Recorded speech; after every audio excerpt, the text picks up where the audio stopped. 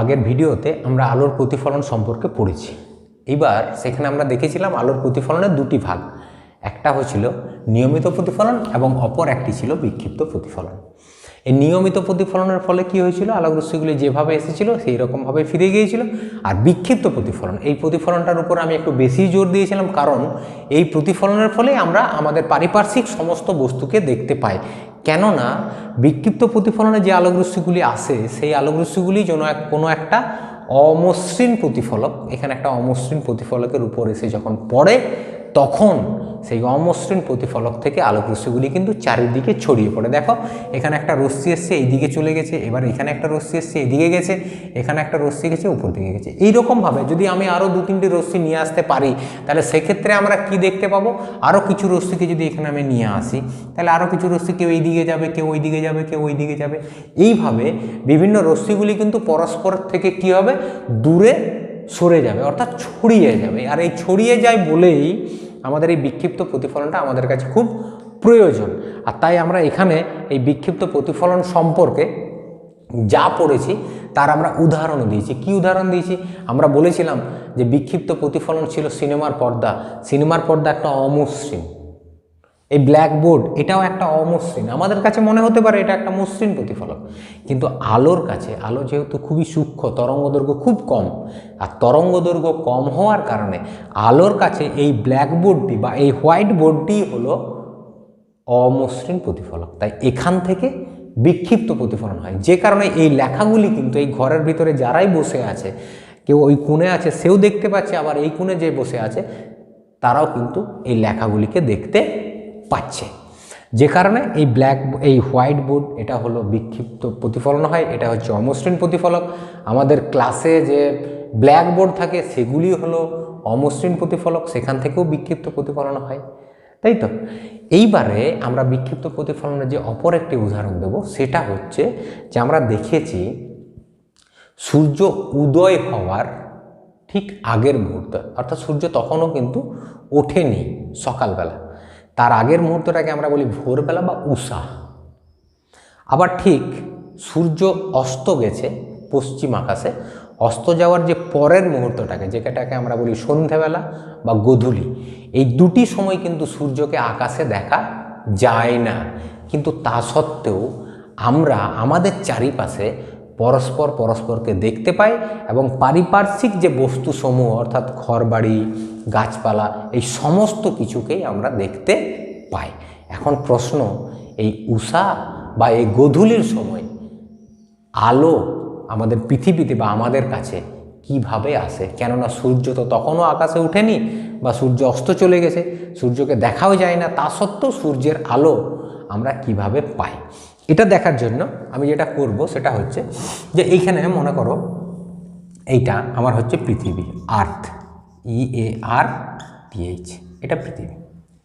এইবার এই জায়গাতে একজন ব্যক্তি দাঁড়িয়ে আছেন, এবার সেই ব্যক্তিটা যখন দাঁড়িয়ে দেখবে, এদিকে তাকাবে, তখন এইখানে তো পৃথিবী হওয়ার জন্য সে কি হবে, দেখো এই রকম একটা সরল রেখা বরাবর, এই যে এই সরল রেখাটা বরাবর এরকম যদি আমি একটা সোজা সরল রেখা টানি, তাহলে এই সরল রেখা বরাবর সে এই সরলরেখার উপরে যে সমস্ত বস্তুকে আছে, এখানের বস্তুকে সে দেখতে পাবে, এখানে কোনো বস্তু থাকলে তাকেও সে দেখতে পাবে, এই সমস্ত জায়গা দেখতে পাবে। কিন্তু এই যে এই রেখাটা, এই রেখার নিচের কোনো বস্তুকে এই ব্যক্তিটা দেখতে পাবে না, কেননা পৃথিবী দ্বারা সেটা ঢাকা চলে যাবে। এই যে রেখাটা, এই রেখাটার নাম হচ্ছে দিগন্ত রেখা, এটার নাম দিগন্ত রেখা। এটা হয়েছে। এই দিগন্ত রেখা তোমরা কোথায় দেখতে পাবে? তোমরা যদি খোলা মাঠে দাঁড়িয়ে থাকো, খোলা মাঠে দাঁড়িয়ে দেখবে অনেক দূরের দিকে তাকাবে, দূরের দিকে তাকিয়ে দেখবে কোনো একটা জায়গায় মনে হচ্ছে যেন আমাদের এই পৃথিবী, ভূপৃষ্ঠ আর আমাদের আকাশ কোনো একটা জায়গাতে মিশে গেছে। সেই যে জায়গাতে মিশে গেছে এই জায়গাটা বা ওই রেখাটাকে আমরা বলি দিগন্ত রেখা, অর্থাৎ ভূপৃষ্ঠ এবং আমাদের আকাশ যে জায়গায় মিলে যায় বা যে রেখা বরাবর মিলিত হয় সেটাকে আমরা বলি দিগন্ত রেখা। দূরের কোনো জায়গাতে দেখবে দূরে যদি গাছপালা থাকে তাহলে মনে হয় যেন গাছপালার মাথার সঙ্গে আকাশটি মিশে গেছে। এইভাবে কোনো ফাঁকা মাঠে যদি দাঁড়িয়ে থাকি অথবা কোনো বড় সমুদ্রের সামনে যদি দাঁড়িয়ে থাকি, সমুদ্রের দিকে যদি তাকানো হয় তো দেখবে সমুদ্রের ওই পারে মনে হবে যেন জলের সঙ্গে আকাশটি মিশে গেছে, সেটাই দিগন্ত রেখা। তো এটা দিগন্ত রেখা। এই দিগন্ত রেখার কোনো নিচের বস্তুকে আমরা দেখতে পাই না, আর দিগন্ত রেখার উপরে কোনো বস্তু থাকলে দেখতে পাই। সুতরাং আমাদের সূর্য যখন উঠে বা অস্ত যায়, সূর্য সবসময় দিগন্ত রেখার উপরে থাকে। উপরে যতক্ষণ থাকে ততক্ষণ পর্যন্ত আমরা দেখতে পাই। এবার যেই দিগন্ত রেখা থেকে নিচে যাবে তখনই আমরা বলবো সূর্য অস্ত গেছে। আবার যখন দিগন্ত রেখার থেকে আস্তে আস্তে উপরে উঠবে তখন মনে হবে যেন সূর্য উদয় হচ্ছে। তো এইবার মনে করো উষা লগ্নে যখন সূর্য উদয় হয়নি, সূর্য তখনও দিগন্ত রেখার নিচে আছে, অথবা গোধূলির সময় অর্থাৎ সন্ধ্যাবেলা, তখনও আমরা আকাশে সূর্যকে দেখতে পাই না, সূর্য অস্ত গেছে। ঠিক সেই সময়টায় সূর্য কোথায় থাকে না, ওই সময়টাতে আমাদের যে সূর্য সেই সূর্য থাকে এরকম কোন জায়গাতে, দিগন্ত রেখার নিচে। এখানে সূর্য আছে, সান, তাহলে দিগন্ত রেখার নিচে আছে। এইবার কি হবে, এই সূর্য থেকে যে আলোকরশ্মিগুলি, সেই আলোকরশ্মিগুলি যদি বেরিয়ে যায়, এই চারদিকে বেরিয়ে যাবে আলোকরশ্মিগুলি, এভাবে সূর্য থেকে আলোকরশ্মি যাবে। কিন্তু আলোকরশ্মি গেলেও সূর্য থেকে আলোকরশ্মি তার এই ব্যক্তিটা কোনোদিনও দেখতে পাবে না, বা এই ব্যক্তির কাছে তো আলোকরশ্মি পৌঁছাবে না। তাহলে এই ব্যক্তির কাছে আলোকরশ্মি যায় কি করে, পৌঁছায় কি করে? না, সূর্য থেকে যে আলোকরশ্মিগুলি যায়, আমরা জানি আমাদের পৃথিবীর বায়ুমণ্ডলে অসংখ্য ধূলিকণা, বালিকণা বা জলকণা এসব কিছু থাকে। তাহলে আমি সেই ধূলিকণা, বালিকণা বা জলকণাগুলিকে যদি আমি লিখি, এরকম জায়গায় বিভিন্ন জায়গায় ধূলিকণা, বালিকণা বা জলকণা আমাদের আছে। এবার কি হয়, সূর্যের আলোটা যখন এই ধূলিকণা, বালিকণা বা জলকণার কাছে যায়, তখন এই ধূলিকণা, বালিকণা বা জলকণা অমসৃণ প্রতিফলকের কাজ করে, এবং সেখান থেকে কি হয়, আলোকরশ্মির চারদিকে ছড়িয়ে পড়ে। কিভাবে ছড়িয়ে পড়ে না, মনে করো এখানে এই ধূলিকণার কাছে গেল, এখান থেকে আলোকরশ্মির চারদিকে ছড়িয়ে পড়বে, এখান থেকেও আলোকরশ্মির চারদিকে ছড়িয়ে যাবে। আবার এখানে গেল, এখান থেকেও আলোকরশ্মির চারদিকে ছড়িয়ে যাবে, সব দিকেই কিন্তু ছড়াবে।